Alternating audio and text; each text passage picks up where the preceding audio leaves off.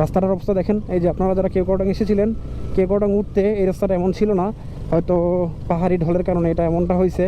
আশা করি যে বর্ষার আগে এই রাস্তাগুলো কাজ করে ফেললে বর্ষার সময় আমাদের মতো বাইকার ট্যুরিস্টদের প্যারা হবে না। ও ধুলাবালি, লাইক আপনি এখন আসলে এটুকু ধুলা খেতেই হবে, কিছু করার নেই।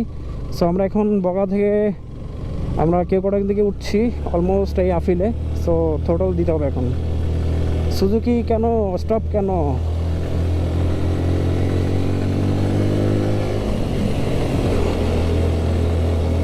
ফারুক ব্যাগ উঠে দেন, ফারুক ব্যাগ তো চান্স দিচ্ছি এখন, আমি তো স্লো হয়ে যাবো পরে।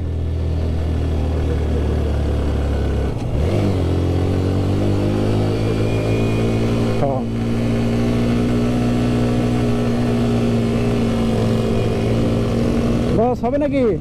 এই যে এফজেড 25 কে খেয়ে দিলাম, এফজেড 25 কে খেয়ে দিলাম।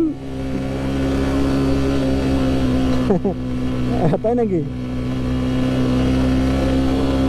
আচ্ছা, বহুত হারামি হবে এটা।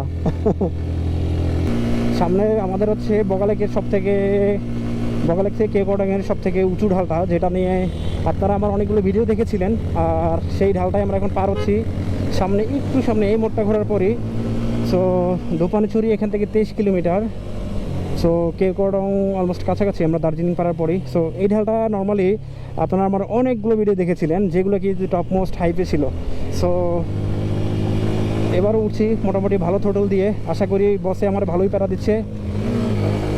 আমি তো একটানে উঠে দিতাম, শুধুমাত্র বসের কারণে উঠতে পারলাম না। এই যে 25টা প্যারা দিল, আমি তো একটা নেটটুকুন উঠে দিতাম, এখন আমাকে এক গিয়ে দিয়ে টান দিতে হয়েছে। প্যারা বলতে সামনে পড়ে গেছে না, আমি তো আর এখানে আপনাকে, আমি তো ওভারটেকিং করতে পারবো না, কারণ এখানে মুখোমুখি রাস্তা, কর্নারিং কর্নারিং।